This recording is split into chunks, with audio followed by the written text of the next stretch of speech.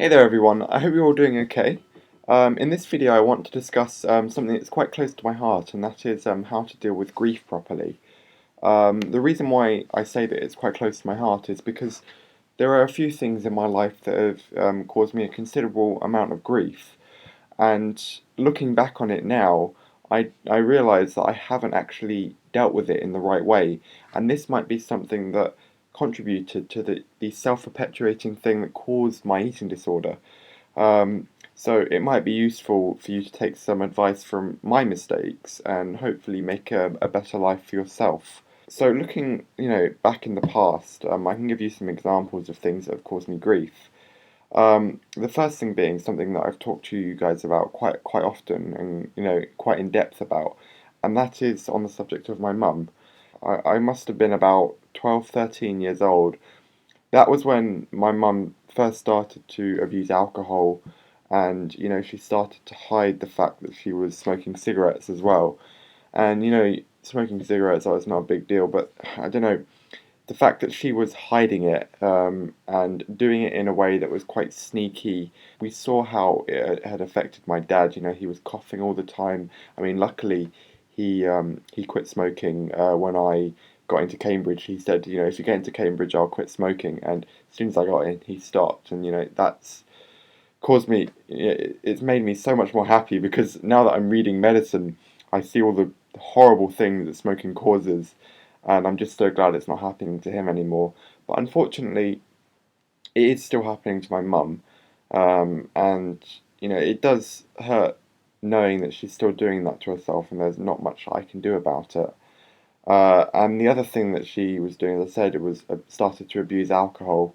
I mean, she first started with things like cider, so she would go through litres of the stuff in the day, and then it moved to wine, so she'd go through 2 or 3 bottles in a day, and then finally, she realised she could be a bit more efficient by drinking straight vodka, whiskey, and it was getting to the stage where the shopkeepers were telling us, when we went there, she was like, "Are you guys having frequent parties and things?" And I was like, "No," because it turns out my mum was just buying so many bottles of the stuff.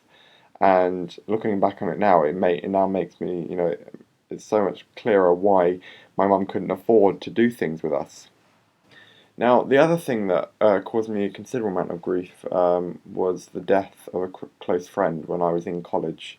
But he was a really good guy, and when he was much younger, he was diagnosed with brain cancer, and you know, it, it I mean, it's something that you can't really express how bad it is, but he was doing great, and he was getting treatment, and it was fine. And I remember going into college one day, and he said, "Oh yeah, I'm just going to have a cosmetic surgery done because he had a big old scar on his head, and he just wanted to get that sorted."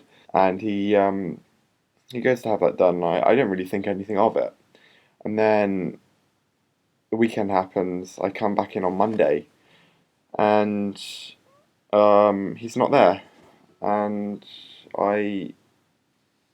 I think he's just still recovering from the surgery, but then I just hear in the background when I'm with my friends that he had died on the operating table, and I sort of approached him and I said, Where'd you get this information from?" And it turns out it was true. He was dead, and that hit me really hard, and it hit me hard enough in a way that even though I was doing so well with my eating, I just stopped eating. And I mean, I don't want to downplay on the actual thing that had happened with him, but for me, that caused all sorts of problems with my recovery from my eating disorder. So the next thing that I want to talk about are the 5 stages of grief. Before I continue, it's important to say that the 5 stages of grief are completely normal.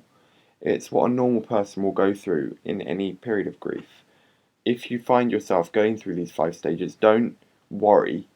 Um, you've got to realize that it's normal, but the only issue is if the grief becomes pathological, and it can do this in, I mean, I can see at least 2 ways. Um, The first being if any of the five stages go on for extremely prolonged periods of time. And when I say this, like for example, with my friend dying, I went through one of the stages for at least 2 months. I was not happy. I was crying all the time. Um, the other thing is if any of the stages become overly exaggerated. So those are the two main ways I can see that the grief can become pathological, and it can really interrupt your recovery from your eating disorder. So if this happens, I advise you to, try and seek help to get over this grief. So looking at the first stage of grief, it is denial and isolation. And looking back on, my friend dying, this was exactly what I went through. I refused to believe it had happened, first of all. I had to get confirmation from my peers, from the family ultimately, and then, when I went to the funeral, that was the ultimate confirmation, if you will. But that stage didn't last too long because once I realised it had happened, you know, I couldn't deny anything from that point onwards. But what went on for quite a long period of time was the isolation part of it. I, I used to play out on the fields, playing football with my friends during the breaks. During class, I would, frequently try and interact with my peers, my teachers, but that completely stopped. I didn't really speak much in class, and during breaks and lunch periods, I would walk around the fields on my own with my earbuds and listening to my music. And this really doesn't help, because when you're left alone with your own thoughts, especially when they're as negative as this, it can sort of perpetuate the eating disorder because that is all related to negative thoughts and negative reinforcement. So that really didn't help. And if you find yourself isolating yourself in, not even related to grief, isolation is a common thing with eating disorders. If you find yourself doing this, I heavily advise you to try and come forward to a friend, to someone in your family, and just let them know what's going through your mind. I know this might be a really difficult thing to do, but don't underestimate the power of just getting things off your chest. To let someone else know what's going through your mind and just hear their feedback and ultimately get their support, it does a whole world of good. And an example when this was happening was when I was going through my relapse. I only really let one person know, and yeah, ultimately I did have to go to an inpatient unit. Whenever I spoke to this person, I felt so much happier. And had I gone to the doctor in between, I don't think I would have gone through the relapse because I had this sort of positive experience at home, where I could speak to this person. But when they left, I had this period of I'm on my own again. And this was the time when I should have really gone to a doctor and tried to sort things out. The next stage of grief is anger. And I wasn't really angry towards anyone in particular.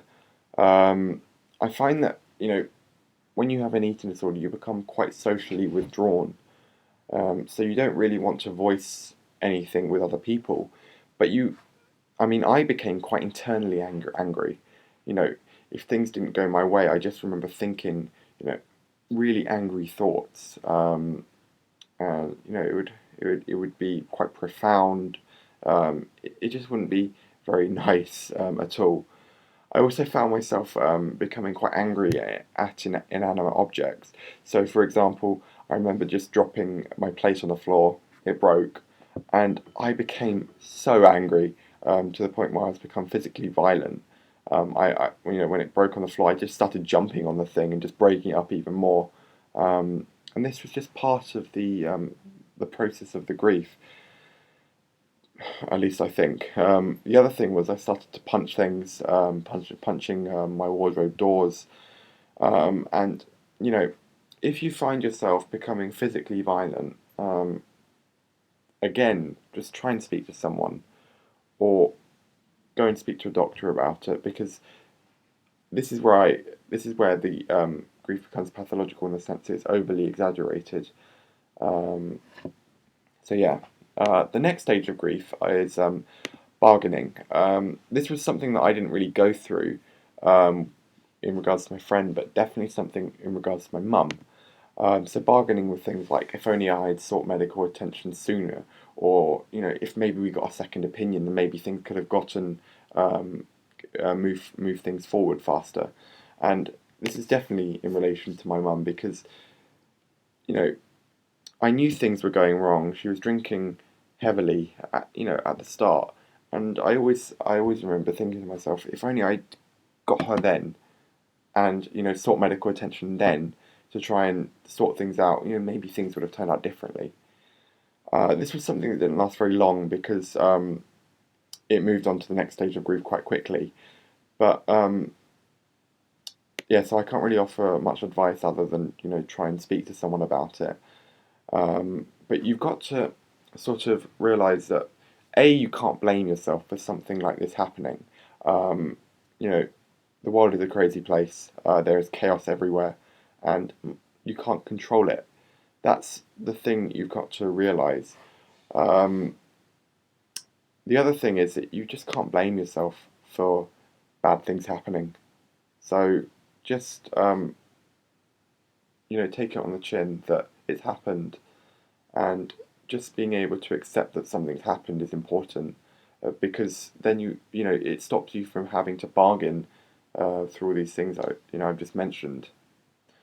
The next stage of grief is the thing that people with eating disorders are probably already going through, and that's depression. It's sort of related to the first stage in the sense that you isolate yourself, you become noticeably depressed, um, and even though this is a normal stage of grief, if you realise it's happening to you and you have an eating disorder, you should really go and seek medical attention straight away because this will bring you problems in regards to your eating, and you just don't want that to happen. It's something that I definitely didn't seek help with, and I know that it didn't help me because I stopped eating. And when I eventually tried to go back to refeeding, I started from very minuscule amounts, and I was the anxiety took a hold again, and I was too anxious to try and eat normal amounts of food. So if you do realise this is happening, please try and seek medical attention, or at least come forward to someone. I'm always available to talk to. The final stage is acceptance, and this is the best stage of grief because you finally accept things have happened, and it's in relation to what I said previously. Um, you can't blame yourself for things happening like this. It's beyond your control, and if you can get to this stage of grief, you should be very proud of yourself that you've gotten through it, and you've gotten through to the other end and seen the light. If you are interested to learn a bit more about if you're going through complicated grief, I'm going to leave a link in the description box below where there's a quiz for you to take. And maybe it can enlighten you a bit more about what you're going through without you even knowing, perhaps, so you can try and act on it. But if you've got any other questions about this, just please let me know, and I'll try to get back to you as soon as possible. So for now, thanks for watching.